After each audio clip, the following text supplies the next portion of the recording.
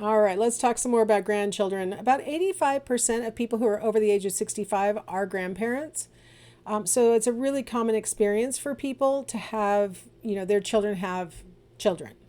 There are different ways that people approach grandparenting. And, some people think they're doing one approach when in actuality, what they're practicing is a different approach. So I think the approach is not necessarily always deliberate. It might be more about like personality styles and things like that. So let's go through the different approaches and see if you can like see your own grandparents in one of these styles. So there's the remote grandparent. This is the grandparent who, they're not super fuzzy and snuggly, but they show up for the big things. They're proud of their grandkids. They have pictures of them on the refrigerator, but they don't necessarily know what goes on day to day with their grandkids or, you know, exactly all the nuances of their grandchild's lifestyle or things like that. They weren't always there. Maybe they live far away, or maybe they just have, maybe they live nearby, but they're more of a standoffish kind of approach to grandparenting. Like maybe that's just how they do it. Companionate grandparents are the fun-loving kind. They when they're with their grandkids, they want to play games. They want to, take them to the park. They want to, they just want to have fun with their grandkids and enjoy showing them new things. There's nothing more fun than showing a kid something they've never seen before. I have to say that is pretty fun. So that's, companionate grandparents just want to be their grandkids' companion. Involved grandparents, ooh, that's me reading to two of my grandkids. Involved grandparents want to be sort of a fixture in their grandkids' lives. That they see them all the time. They are part of just normal everyday life. So they don't get together just to have fun. They don't only get together for like the big things. They're just sort of all the time available. And I have to say, I want to be a fun-loving grandparent. But it turns out apparently I'm more of a here, let's read together, or let's make cookies together, or do something that has very much of a goal at the end of it. So I think I might be sort of a task-oriented grandparent. But one of the things I'm really proud of is that the grandkids know my husband and I, so intimately well that, my daughter had to go into the hospital after she had the third baby. She had a mastitis. And so she had to go in and spend a number of hours at the hospital, and it was all very spontaneous. I'm like, you seem to have a fever, and, go to the ER. So they packaged up the newborn, and we were left with the two older kids. And they have a very stringent routine that she makes them follow. They eat dinner specifically at 5:30. They're in the bathtub by 6. They're in their beds reading books by 6:30 and lights out by 7 p.m. And that way my daughter can get, some of her at-home work done and stuff like that because she works from home. So I know that they have a routine. And so we got the kids all bundled up, took them back to their own house. We threw together something for them for dinner. We gave them their baths. We got them into their jammy jams. We're reading them stories. And the kids didn't really miss a beat. They never said once, like, where are mom and dad? I'm afraid. They never said anything. Like the 3-year-old, she's almost 4, and she absolutely could have been like, if she was scared or nervous, but she was like, awesome, Damaba is putting me to bed. She calls me Dama and my husband Bapa. And so she calls the combination of us Damaba. And so Damaba is putting us to bed tonight. And so she was like, it didn't upset them. Whereas, can you imagine if we had to come driving in from another town and, try and put it all together, and they haven't seen us in weeks. It could have been like we could have wound them up, or we could have upset them. But it made me really happy to know that, when an emergency happened, these involved grandparents were able to just pop in and make sure everything was stable and good for the babies. So anyway. So that's why I feel okay about not being a fun-loving grandparent.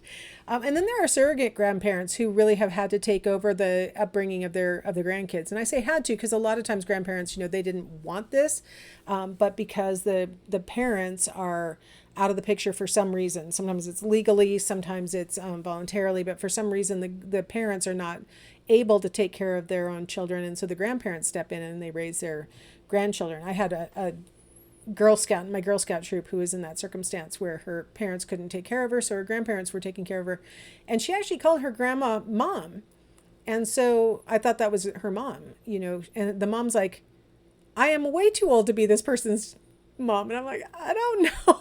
I can't tell. She goes, no, I'm her grandmother.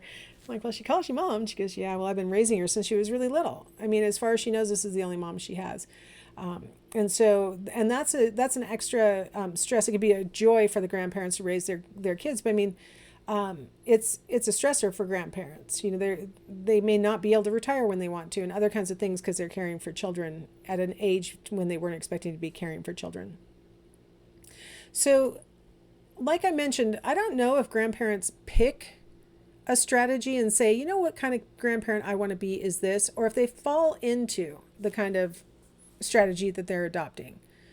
That this is just how they are. You know what I mean? Like, my parents were distant grandparents, physically distant, because they chose to retire to Mexico and only coming to the U.S. to visit for a few weeks in the summertime. And so their perception was that they were involved grandparents, but in practicality, the kids didn't see them, but 1/50th of the year, and so they really didn't know them very well. And this is before Zoom or any of these other ways where you could really stay in touch. And so they would have, and my parents actually lived on a sailboat and they didn't even have a phone or anything. And so it's not like they could call, or they were just out of town. They were literally remote.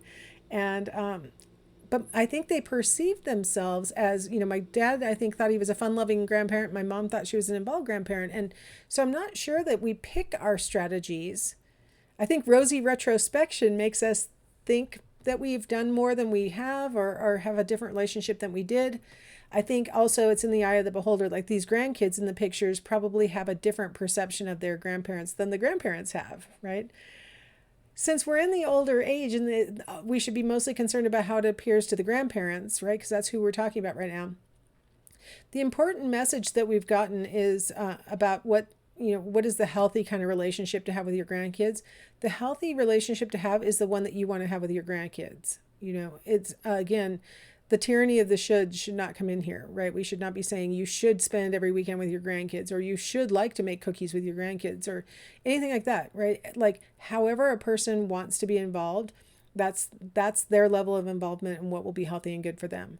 Now, what the child needs might vary. And, this is a great time when oftentimes kids have two sets of grandparents, and maybe one set is like this and the other set is like that. And so the child ultimately will get a well-rounded grandparent experience. And so there's always that too. It's not everything falls on one individual to provide everything for a child, that's for sure. But it's not about the children in this chapter, it's about the grandparents, and I'll say, whatever makes the grandparents happy is good. Now, friends, this is, I don't know, I didn't ask my mom's permission before I put this picture in my slides, so don't tell my mom, but that's a picture of my mom on the left and her friend from high school on the right. And my mom my dad died, and my mom's hip had been hurting really badly throughout his illness. She finally went and got it checked, and she needed a hip replacement badly. She is lucky she did not break a hip. So she wanted to get her surgery done with a particular doctor. He happened to be down in Phoenix. Her best friend lived in Phoenix. So her friend said, hey, you helped me through my knee surgeries. I'll help you through your hip surgery. So here they are, post-op. I was down visiting, and this is actually, my mom just had hip surgery 24 hours earlier, and here's the picture. They are amazing with these hip surgeries these days. But anyway, having one close companion that you can rely on is really all that you need for psychological adjustment. Having a member of your social convoy, it could be a sibling, it can be a friend, it can be a cousin, it can be a coworker, it can be somebody who is your companion, who you have like a certain sense of comfort that this person is on your team, that wants the best for you. They don't have to necessarily take care of you after a hip surgery, but you can rely on them. That's really all a person needs for good, healthy psychological adjustment. So I feel like that's really good news because, when we were teenagers and we thought, oh gosh, the popular people, if you have one decent friend in adolescence, you're set up for good psychological adjustment. And the same is true in old age. You don't have to be the most popular person at the retirement community, right? As long as you have one good, reliable friend, psychological adjustment will typically follow. Now, the frail elderly are what we oftentimes think of when we have like our mental picture of what an elderly person is like. And the good news is most of us spend a very small amount of our lifetime being physically infirm, very ill, or maybe cognitively disabled, like we talked about in the last chapter. Most of us will become frail if we live long enough, right? There, just like there is the terminal decline in cognition that precedes death, there's, physical decline that precedes death, right? So frailty is very common in the months preceding death. Some people will spend a longer period of their time being frail than others, but all of us will spend some amount of time. It could be days or weeks, it could be, months or years, but some amount of time. So how do we decide whether a person is frail or not? Okay, so these are what we call activities of daily living. And this is a pretty short list because there are certain things that you need to be able to do to sort of take care of yourself. You need to be able to feed yourself, that is, make the food, consume the food, clean up after the food, right? Bathing yourself, using the toilet yourself, dressing yourself, getting yourself from the bed to a chair, right? Like these are just activities of daily living. An inability to perform any of those tasks is a sign of frailty. So if you have any one of these where you're starting to stumble, you're starting to move into frailty, and you may need assistance and stuff like that. Now, instrumental activities of daily life are those kinds of activities that require some kind of intellectual competence and forethought, like paying your bills. Or driving is a good example of an instrumental daily activity. I thought I'd share with you this picture from this TV show called Two Fat Ladies. It used to air in the late 90s. I didn't find it until like 10 years ago. And it's hilarious. These two women go to different places and cook meals. But the one who's driving the motorcycle is 70. The one in the sidecar is 50. So I thought I'd use them as an illustration of driving because you don't have to drive a motorcycle to be displaying that you've got your instrumental activities of daily life under your belt. But, like I said, my grandfather got to the point where he couldn't really safely back his car out of the driveway. Like you're starting to move into, some frailty when you can't really drive yourself around anymore. These things are your ability to pay your own bills so that the electricity doesn't go off. You may have the money in your account, but if you can't remember that it's time to pay it, we have a problem. And so these are things that are really critical to self-sufficiency. So, you want to be able to feed yourself, toilet yourself, do those kinds of things, but you also need to be able to do that one step harder, cognitively harder stuff in order to be able to support yourself. And so sometimes people are physically doing okay, but it's these kinds of things where they need help. They need somebody to help them pay the bills or take them to the grocery store, or life has gotten a lot easier these days because the grocery stores will deliver and things like that now. And so some of these things aren't going to be great markers anymore, if you can order it and things. But needing some help is usually referring to instrumental activities of daily life. So when we talk about caring for the elderly, who cares for the elderly? A lot of times it's the spouse. If the person's still married, their spouse is probably going to be their caregiver. My husband's a firefighter, and we had a neighbor in our neighborhood who his wife was getting frail. I think she had Parkinson's, I'm not sure, but she kept falling and he couldn't lift her up himself. And so he would have to call the fire department to help her get back up. And, you get to a certain point and he really wasn't able to care for her in the way that he needed to be able to care for her because she was unstable now. The next most common caregivers would be adult children. And that was, something that was discussed for this neighbor is, do you have any adult children who can come help you? And they lived out of state. So ultimately they had to get her into an assisted living facility because he couldn't help her. That kind of circumstance is actually the least common. It's least common for people to go into assisted living. It's just so expensive. Most people have not planned ahead and put money into an account that could pay for this and stuff. And so everybody worries that they'll lose their house and all their money and all this stuff to paying for assisted living. And so usually families try and parse something together, come up with some, shifts or something where they can take care of their aging parents rather than having them lose everything. When it is family caregivers, it's stressful. It's very difficult to care for somebody who has become frail. You may give them bruises just helping them into the shower seat. They may be frustrated and lash out. It can be unrelenting. Sometimes you're the only caregiver and nobody else is really going to relieve you. And so it's just really super stressful.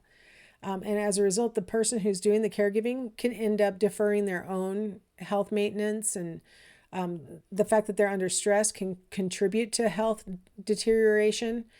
It can also be stressful in relationships. It could be stressful. Let's say that you have 3 siblings and one lives closest to the ailing parent. And so that person is providing like the physical care. And then the 2 who live farther away are like, well, let us contribute money or we'll help like that. The one who's doing the ongoing care gets worn out ultimately. And even though the money's being taken care of, they're physically worn out and they need, some help. And so they may ask their sibling, can you come and let me take a couple of days off or something? And then this can be a source of friction. Or let's say it's even worse than that, where not everybody is contributing in any way. Like some people are some siblings are just letting the one sibling do all of it and not really contributing at all. That can be a really big source of stress among the siblings. It can also be a source of stress between the parent and the child who's taking care of them, right? Because the parent doesn't really want to be taken care of. The child is, doing the best they can and might be resentful, and and these things can that can lead to elder abuse, and so that's really a significant problem. And so caregivers need a break, that's for sure. That's all I can say for sure. All right, I thought that was my last slide. All right, well, that concludes our last stage of life. I will resume my endless talking in the chapter on death and dying, so I will see you there.